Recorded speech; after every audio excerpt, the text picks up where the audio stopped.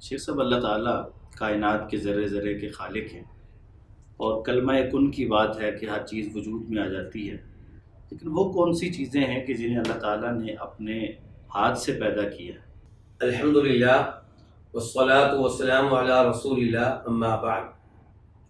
اللہ رب العزت نے کچھ چیزوں کو یقیناً اپنے ہاتھوں سے پیدا کیا ہے، اور یہ چیزیں اس وجہ سے کہ اللہ تعالیٰ نے انہیں اپنے ہاتھوں سے پیدا کیا ہے ایک خاص اہمیت رکھتی ہیں، ایک خاص مقام و مرتبہ رکھتی ہیں، ایک خاص شرف اور عزت رکھتی ہیں۔ ان میں سے ایک آدم علیہ السلام ہے۔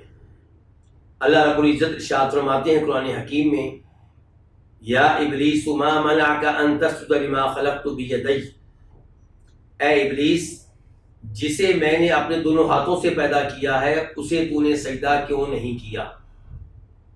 تو اس سے ایسے پتہ چلا کہ اللہ تعالیٰ نے آدم علیہ السلام کو اپنے دونوں ہاتھوں سے پیدا کیا تھا۔ ایسے ہی اللہ رب العزت نے تورات لکھی ہے اپنے ہاتھوں سے۔ مسلم شریف کی حدیث ہے کہ آدم علیہ السلام نے موسیٰ علیہ السلام کو مخاطب کر کے کہا تھا کہ اللہ تعالیٰ نے آپ کے لیے تورات اپنے ہاتھوں سے لکھی۔ تیسرے نمبر پہ اللہ رب العزت نے قلم کو اپنے ہاتھوں سے پیدا کیا، جنت کو اللہ تعالیٰ نے اپنے ہاتھوں سے پیدا کیا، عرش کو اللہ تعالیٰ نے اپنے ہاتھوں سے پیدا کیا۔